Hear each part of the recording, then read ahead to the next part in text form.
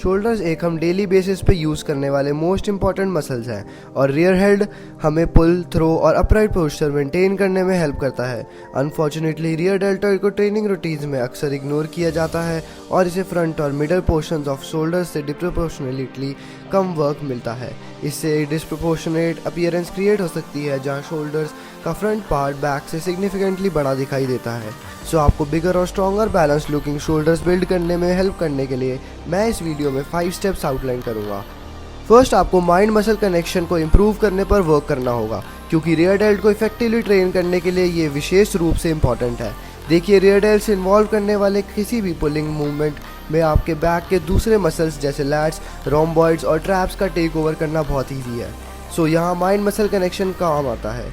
ये एक specific muscle को कंट्रैक्शन को कॉन्शियसली टारगेट करने और फील करने की एबिलिटी को रेफर करता है जब आप एक्सरसाइज परफॉर्म कर रहे होते हैं। रियर डेल्ट्स जैसे सर्टेन मसल को एंगेज करने पर फोकस करके आप अपने ब्रेन और जिस मसल पर आप वर्क कर रहे हैं उसके बीच एक स्ट्रॉन्गर न्यूरल पाथवे क्रिएट कर सकते हैं।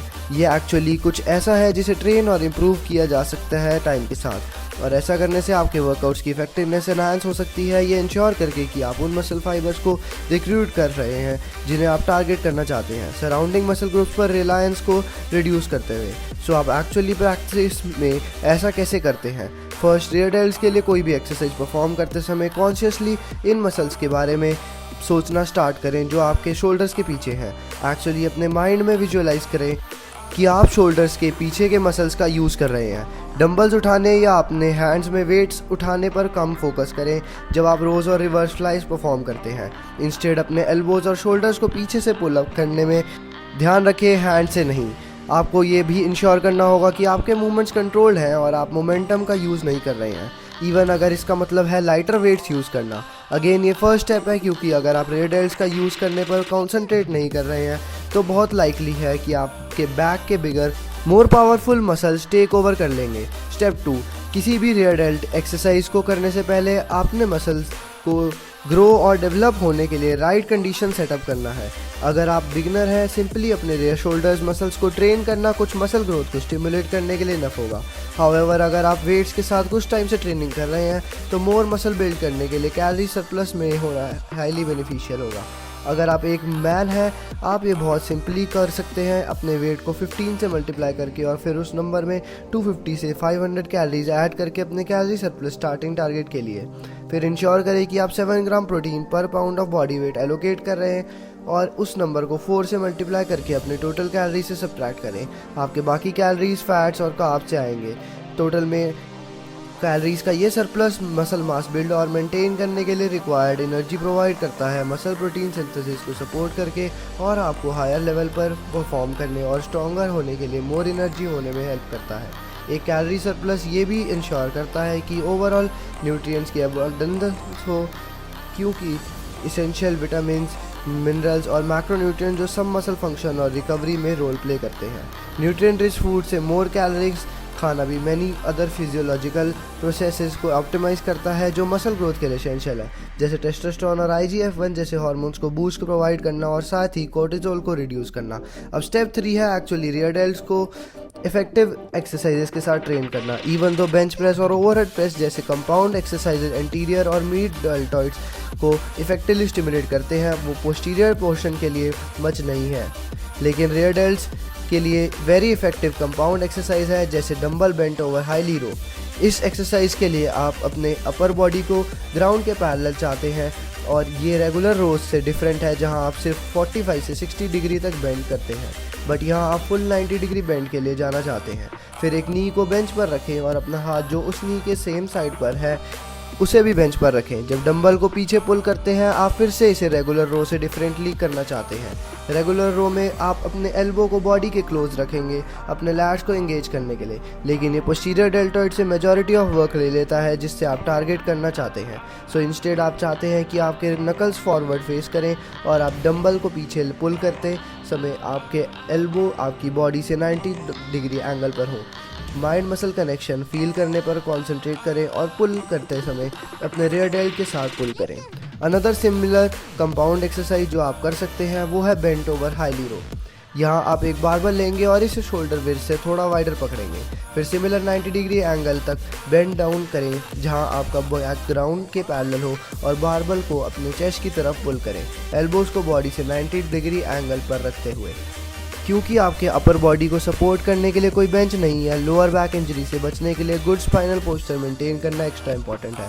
सो जैसे आप रेप्स परफॉर्म कर रहे हैं, इंश्योर करें कि आप न्यूट्रल स्पाइन मेंटेन करें, अपने कोर को टाइट, शोल्डर्स ब्लेड्स को पुल्ड बैक और चेस्ट और हिप्स को अप रखें।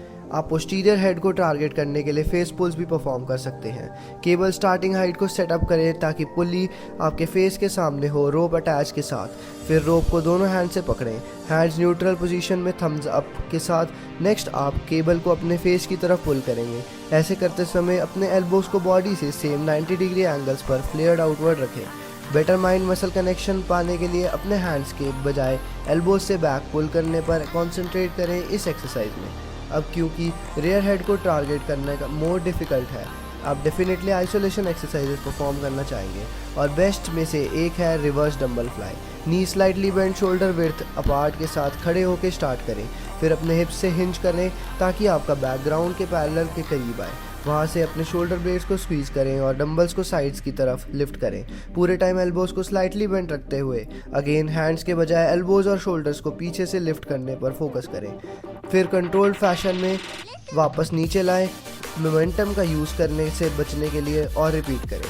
आप सेम मूवमेंट को इंक्लाइन बेंच पर भी कर सकते हैं जो 45 डिग्री एंगल पर सेट हो, जो आपके रेयर हेड को स्लाइटली डिफरेंट तरीके से टारगेट करने देगा। आप बेंच पर फेस डाउन करके लेट जाएंगे, फिर डंबल्स को हैंग होने देंगे अपने पाम्स के एक दूसरे के तरफ फेस करते हुए और एल्बो स्लाइटली बेंड के साथ। फिर दोनों डंबल्स को आर्क लाइक मोशन में अपने साइड्स की तरफ लाएं, टॉप पर स्क्वीज करें और फिर वापस नीचे लाएं। एक और वेरिएशन केबल क्रॉस मशीन पर की जा सकती है। पुल्लीज को शोल्डर हाइट पर सेट करने से स्टार्ट करें, फिर एक डंडले को हर हाथ में पकड़ें, एक आर्म दूसरे के ऊपर, एक स्टेप पीछे लें ताकि वेट्स ऑलरेडी वेट स्टैक से ऊपर लिफ्टेड हों, इवन पुलिंग केबल से पहले। फिर same reverse fly motion perform करें, एल्बो स्लाइटली बेंड के साथ। फिर केबल्स को एक दूसरे की तरफ वापस लाएं और कंटिन्यू करें जब तक आपके आर्म्स फिर से क्रॉस ओवर ना हो जाए। फिर रिपीट करें। केबल्स डंबल से स्लाइटली डिफरेंट स्टिमुलस प्रोवाइड करेंगे क्योंकि वो एंटायर मूवमेंट के थ्रू कांस्टेंट टेंशन मेंटेन करेंगे। सो ये दोनों एक्सरसाइजेस को इनकॉर्पोरेट करना अच्छा है। एक final effective variation reverse fly selector razor machine का यूज़ करती है। ये सिमिलर मोशन है, आप बस सीट एडजस्ट करने के बाद फॉरवर्ड फेसिंग बैठेंगे ताकि हैंडल्स को ग्रिप करते समय आपके हैंड्स को आपके शोल्डर्स के अबाउट इवन हो। फिर अपने एल्बोज में स्लाइड बेंड मेंटेन करते हुए अपने आर्म्स को ओपन करेंगे, उसकी आर्क लाइक पाथ को फॉलो करते हुए। क्योंकि ये एक सिलेक्टर रेजर मशीन है जो एक सेट पाथ में लॉक्ड है, आप रियली माइंड मसल कनेक्शन का यूज़ करने पर कॉन्सेंट्रेट कर सकते हैं इस एक्सरसाइज के साथ शोल्डर्स को पीछे को हिट करने के लिए। सो आप एक्सरसाइजेज जो मैंने अभी बताए हैं उनमें से कुछ चूज़ कर सकते हैं 2 बार वीक में अपने फुल डे पर करने के लिए, जब आप बैक के अदर मसल्स पर भी वर्क कर रहे हों जैसे लैट्स, रोम्बर्स और द ट्रैप्स। उन्हें वीक में 2 बार ट्रेन करना और दोनों वर्कआउट्स कंबाइंड के बीच टोटल 12 से 20 सेट्स का लक्ष्य रखना पूरे week overall muscle protein synthesis को मैक्सिमाइज करेगा।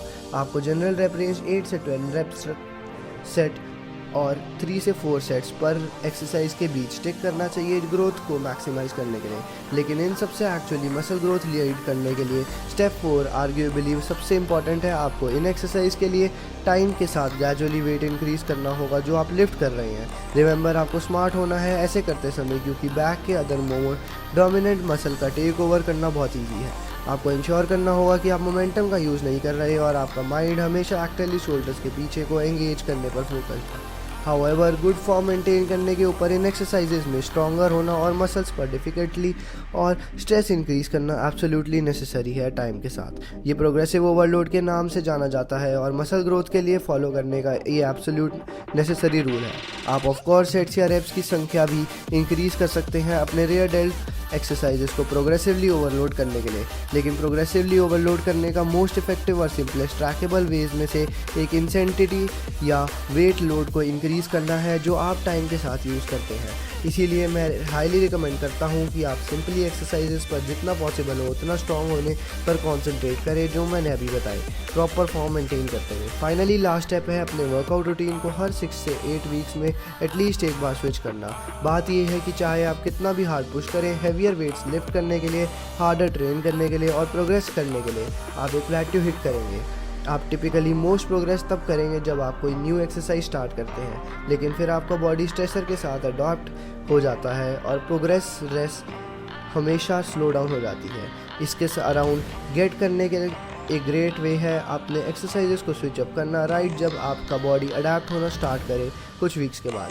6 से 8 वीक्स के बाद डंबल्स के साथ रिवर्स फ्लाइज को सिलेक्टर रेजर मशीन पर रिवर्स फ्लाइज के लिए स्विच करें। बारबल हेरोस को डंबल हेरोस से या फेस पुल्स के लिए स्विच करें। न्यू एक्सरसाइजेस पर स्विच करके आप स्लाइटली डिफरेंट मूवमेंट्स पर स्ट्रॉन्गर होने पर वर्क कर पाएंगे और इवेंचुअली अनदर 6 to 8 वीक्स बाद आप उन एक्सरसाइजेस पर वापस आ सकते हैं जिन पर आप स्टक होना स्टार्ट कर रहे थे। अपने बॉडी को इनफ टाइम देना चाहते हैं पॉजिटिव अडेप्टेशन बनाने के लिए, जैसे सर्टेन एक्सरसाइजेस पर स्ट्रॉन्गर होना। सो आप अपने रूटीन को हर 2 वीक्स में चेंज नहीं करना चाहते क्योंकि हर एक्सरसाइज पर बेटर और मोर एफिशिएंट होने के लिए इनफ टाइम नहीं होगा। लेकिन 6 से 8 वीक मार्क के अराउंड जब आप रिवर्स फ्लाइज या हाई रोज या किसी भी एक्सरसाइज पर स्ट्रॉन्गर हो जाएंगे तब इसे स्विच अप करना और अपने बॉडी को न्यू वन के साथ चैलेंज करना इज़ अ गुड आइडिया। ये आपको ओवरऑल फास्टर प्रोग्रेस करने में हेल्प करेगा और ये स्पेशली गुड आइडिया है करना जब आप सर्टेन वेट लोड पर स्टक हो जाते हैं।